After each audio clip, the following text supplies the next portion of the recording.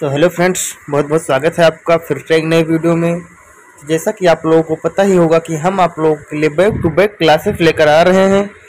तो इस चैनल पर आप लोगों को बीए से रिलेटेड सभी सब्जेक्ट्स के पीडीएफ और वीडियो मिल जाएंगे। तो आप लोग जिस भी सेमेस्टर से हैं, आप लोग सेमेस्टर के प्लेलिस्ट से या चैनल पर विजिट करके सभी वीडियो देख सकते हैं।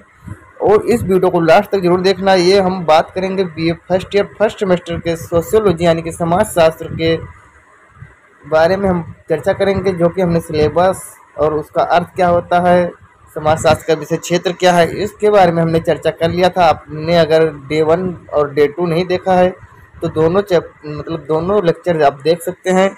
उसके बाद हम आज लेकर आए हैं यूनिट फर्स्ट का, आज तीसरा दिन है। तो आज हम लेकर आए हैं समाज शास्त्र की प्रकृति क्या है। आखिर समाज शास्त्र क्या एक विज्ञान है या नहीं है, उसके बारे में हम चर्चा करेंगे। उसकी आलोचना, उसका निष्कर्ष और सभी उसके बारे में, सभी प्रयोगों के बारे में हम चर्चा करेंगे। तो आई होप वीडियो आप लोगों को ज़रूर पसंद आएगा। तो आप लोगों को वीडियो को लास्ट तक ज़रूर देखना है। और चलिए बिना देरी किए हम वीडियो को स्टार्ट करते हैं। चलिए देखते हैं अपना क्वेश्चन क्या है। क्वेश्चन है कि समाजशास्त्र की प्रकृति की आलोचनात्मक विवेचना कीजिए।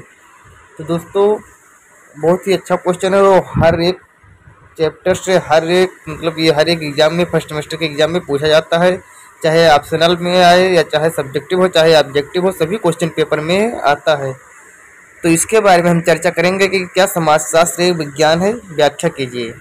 तो क्या है समाजशास्त्र की प्रकृति क्या है, इस पर अनेक मत देखने को मिलते हैं। जैसे कुछ विचारकों के अनुसार समाजशास्त्र की प्रकृति वैज्ञानिक है, जबकि कुछ अन्य विचारकों के अनुसार इसकी प्रकृति वैज्ञानिक नहीं है। कहने के तात्पर्य है कि समाजशास्त्र की प्रकृति को लेकर बहुत से मत यानी बहुमत हैं, अनेक मत हैं। कुछ विचारक कुछ जो प्रवर्तक हैं वो कहते हैं कि समाजशास्त्र की प्रकृति विज्ञान है, और कुछ कहते हैं कि ये कला है, कुछ कहते हैं कि ये दोनों का मिश्रण है। तो इसके बारे में हम पूरा डिटेल में पढ़ेंगे। आपको ये पीडीएफ यदि चाहिए तो पीडीएफ मिल जाएगा, डिस्क्रिप्शन में लिंक है, आप लोग वहाँ से डाउनलोड कर सकते हैं। सॉरी दोस्तों, पिछली वीडियो में हमने डिस्क्रिप्शन में लिंक डालना भूल गया था, इसके लिए मैं क्षमा चाहता हूँ। आप लोग कमेंट कर दिया करें, मैं आप लोगों को लिंक प्रोवाइड कर दिया करूंगा। और हाँ, यदि आप लोग चाहते हैं तो हमारे व्हाट्सएप ग्रुप को ज्वाइन करें और वहाँ से सभी न्यू अपडेट तुरंत मिलते हैं आपको। अभी तक आपने वीडियो को लाइक नहीं किया तो वीडियो को लाइक कर दें, चैनल पर नए हैं तो चैनल को सब्सक्राइब कर दें। तो चलिए देखते हैं आगे क्या होता है कि जिन विचारकों ने यह माना कि समाजशास्त्र विज्ञान नहीं है, उन्होंने संभवतः विज्ञान को संकुचित रूप में देखा है। यानी कि जिन विचारक का मानना कि समाजशास्त्र विज्ञान नहीं है, वो क्या है कि विज्ञान को बहुत छोटे से सूक्ष्म रूप में देखा, यानी कि उसका जो आकार है वो बहुत सूक्ष्म रूप में देखा, उसको बहुत छोटे से आकार में देखा है। उन विचारों में समाजशास्त्र भौतिक शास्त्र या रसायन शास्त्र की तरह है, अतः यह विज्ञान नहीं है। उनके विचार में क्या है, समाजशास्त्र भौतिक शास्त्र या रसायन के शास्त्र की तरह, हम वो मानते हैं कि समाजशास्त्र जो भौतिक विज्ञान या रसायन शास्त्र की तरह से होना चाहिए, तो उस प्रकार से यह विज्ञान नहीं है। फिर देखते हैं विज्ञान का आखिर अर्थ क्या होता है। तो विज्ञान का क्या अर्थ होता है, इसके बारे में हम चर्चा करेंगे कि वस्तुतः विज्ञान क्या है, एक दृष्टिकोण है। वह विज्ञान क्या है, एक देखने का नज़रिया है, उसका एक आंकड़ा करना होता है कि किसका क्या होगा, उसके भविष्यवाणी में सक्षम होता है विज्ञान। और बहुत सी उसकी कल्पना करने वाला, और उसमें सब चीज़ का एक निश्चित होता है। फिर क्या है, किसी समस्या, परिस्थिति या तथ्य को सुव्यवस्थित ढंग से समझने के प्रयास को हम वैज्ञानिक दृष्टिकोण कह सकते हैं। क्या है कि किसी समस्या या परिस्थिति, कोई भी समस्या है, प्रॉब्लम है, उसके जो सुव्यवस्थित एक अच्छे ढंग से, एक निश्चित ढंग से समझने का जो प्रयास करते हैं, क्या करते हैं, उसे हम वैज्ञानिक दृष्टिकोण कहते हैं। फिर क्या है, इससे यह स्पष्ट होता है कि विज्ञान अपने आप में एक विषय वस्तु नहीं है, बल्कि समझने विश्लेषण की एक विधि है, बल्कि समझने की, विश्लेषण करने की, यानी कि उसे व्याख्या करने की क्या है, एक विधि है, यह एक विधि है। फिर क्या है, स्टुअर्ट चेज, कार्ल पियर्सन आदि ने भी स्पष्ट रूप से यह कहा है कि विज्ञान का संबंध पद्धति से है, ना कि विषय वस्तु से। इनका कहना है कि स्टुअर्ट चेज है, कार्ल पियर्सन है, इन्होंने कहा है कि विज्ञान का संबंध पद्धति से है, ना कि उनका क्या है, विषय वस्तु से है। फिर देखते हैं फिर और कौन कौन से हैं देख लेते हैं। बर्नार्ड ने विज्ञान को परिभाषित करते हुए 6 प्रक्रियाओं का उल्लेख किया है। पहला है टेस्टिंग यानी कि परीक्षा, दूसरा सत्यापन यानी कि वेरिफिकेशन, तीसरा है परिभाषा ऑर्गेनाइजेशन, फिर है वर्गीकरण क्लासिफिकेशन, फिर है संगठन ऑर्गेनाइजेशन। फिर दोस्तों एक ऑर्गेनाइजेशन परिभाषा का होना चाहिए डिफिनेशन, यहाँ पर डिफिनेशन होना चाहिए था। फिर क्या है संगठन, तथा तथा क्या है अभिविन्यास यानी कि ओरिएंटेशन। इस प्रक्रिया में भविष्यवाणी करना और व्यवहारिक जीवन में उसका उपयोग सम्मिलित है। इन चीज़ों का जो 6 प्रक्रिया का उल्लेख किया है, ये हमारे जीवन में दैनिक जीवन में उपयोग होते हैं और उसका उपयोग सम्मिलित होता है।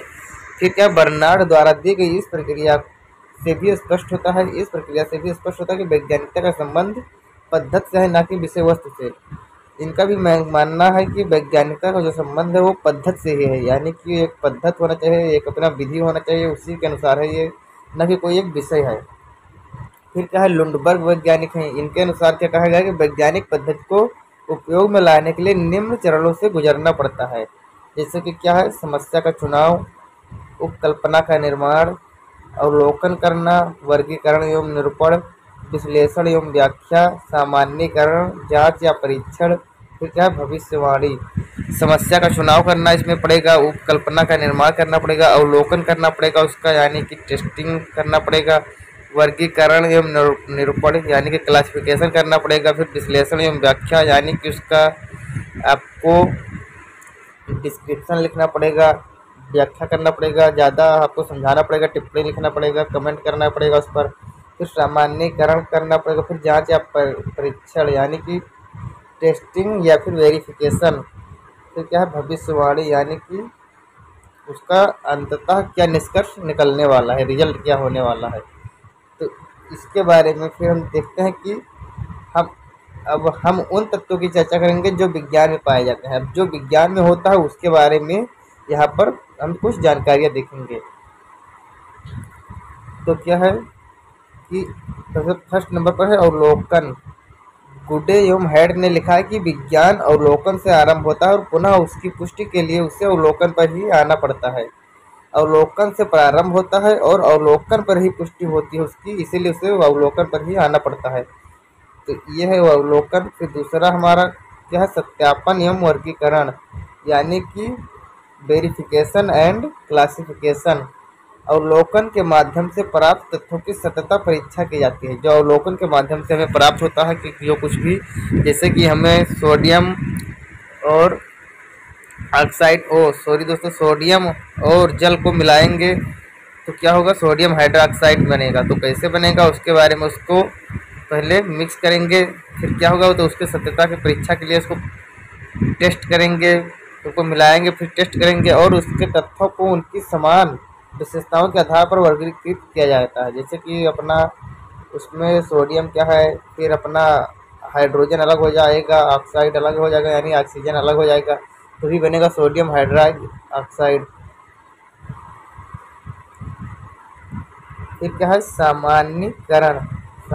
इसके अंतर्गत तथ्यों के आधार पर किसी सामान्य नियम को जानने की चेष्टा रखती है। कुछ इकाइयों के अध्ययन से प्राप्त निष्कर्षता को समग्र पर लागू करने की चेष्टा की जाती है। फिर क्या है भविष्यवाणी। वैज्ञानिक अध्ययन में भविष्य की घटनाओं का सफलतापूर्वक अनुमान लगाया जाता है। जैसे कि हम लोगों को पता है कि यदि हम हाइड्रोजन और क्लोरीन को मिलाएंगे तो अपना HCl बनेगा, एकदम पक्का है। जैसे कि हमें सोडियम नाइट्रेट बनाना है तो सोडियम को और नाइट्रेट को मिलाना पड़ेगा, तो उसमें क्या बनेगा, ये एकदम पक्का रहेगा अपना। तो वैसे ही फिर क्या है वैज्ञानिक प्रवृत्ति। पांचवा वैज्ञानिक प्रवृत्ति। अध्ययनकर्ता की प्रवृत्ति भी वैज्ञानिक होनी चाहिए। कम से कम समाज विज्ञान में तत्व अधिक महत्वपूर्ण हो जाता है। जो अध्ययन करता है उसकी भी प्रवृत्ति वैज्ञानिकता होनी चाहिए, वैज्ञानिक की तरह होनी चाहिए। कम से कम क्या है समाज में यह तत्व अधिक महत्वपूर्ण रहता है। फिर इसके बाद हम देखते हैं कि इस संदर्भ में जॉनसन के विचारों का उल्लेख भी आवश्यक प्रतीत होता है। उसने 4 बिंदुओं के अंतर्गत इस बात को सिद्ध करने का प्रयास किया है कि समाजशास्त्र एक विज्ञान है। ये 4 बिंदु कौन कौन है? समाजशास्त्र अनुभवात्मक है, फिर क्या है? समाजशास्त्र सिद्धांतबद्ध है, तीसरा है समाजशास्त्र एक संचयी ज्ञान है, और चौथा क्या है? समाजशास्त्र मूल निरपेक्ष है। इन सभी की चीज़ों के बारे में आप डिटेली देख लेना, पढ़ लेना और लिख लेना। अगर आप लिखना चाहते हैं तो लिखने वालों के लिए और सभी बीए वाले स्टूडेंट्स के लिए बहुत ही इम्पोर्टेंट चैनल है। आप लोग इसे सब्सक्राइब करके ज़रूर रखें। और फिर क्या है? इस प्रकार यह स्पष्ट होता है कि समाजशास्त्र में वैज्ञानिकता, अतः यह एक विज्ञान है। बियरस्टेड ने 7 विशेषताओं की चर्चा की जिसमें समाजशास्त्र की वैज्ञानिक प्रकृति पर प्रकाश डालता है। क्या? प्रथम विशेषता के अनुसार प्राकृतिक विज्ञानों और समाज विज्ञानों में अध्ययन पद्धति को लेकर कोई भिन्नता नहीं है। जो भिन्नता है वह केवल विषय वस्तु को लेकर है। और क्या है? समाजशास्त्र एक समाज विज्ञान है। समाजशास्त्र क्या है? एक समाज विज्ञान है।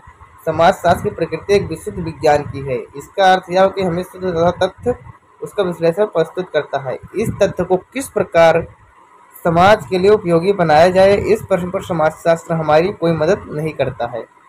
फिर तीसरा देख लेते हैं। समाजशास्त्र एक तटस्थ विज्ञान है। यह तथ्यों के रूप में विश्लेषित करता है जिस रूप में वह हैं। इसके द्वारा किए गए विश्लेषण में मूल निरपेक्षता देखने को मिलती है। तो दोस्तों थोड़ा फैन का आवाज़ आ रहा है, बहुत गर्मी हो रही है इसीलिए फैन चालू करना पड़ा। अभी आप लोग देख सकते हैं रात के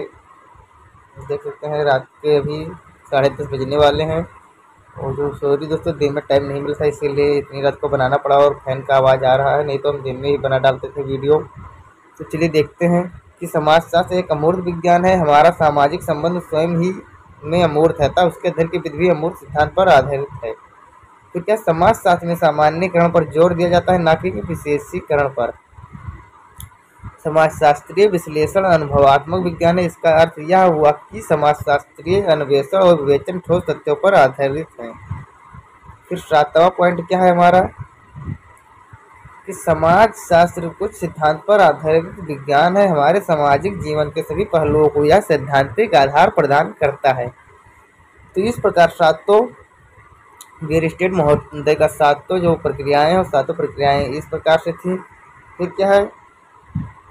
उपर्युक्त विवेचन से यह स्पष्ट हो जाता है कि समाजशास्त्र की प्रकृति वैज्ञानिक है।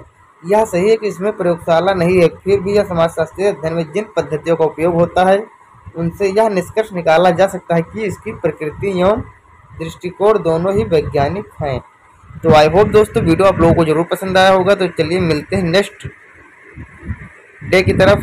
कल हम आप लोगों को बताएंगे, नेक्स्ट वीडियो में बताएंगे कि समाजशास्त्र का जो विषय वस्तु है आखिर वह क्या होता है, और समाजशास्त्र की जो उत्पत्ति हुई, उत्पत्ति के कारण, इन सभी के बारे में हम चर्चा करेंगे। तो आप लोगों को चैनल को सब्सक्राइब करके रखना है और वीडियो को लाइक जरूर कर देना और अपने दोस्तों को शेयर कर देना। तो चलिए मिलते हैं नेक्स्ट वीडियो में, तब तक के लिए जय हिंद जय भारत।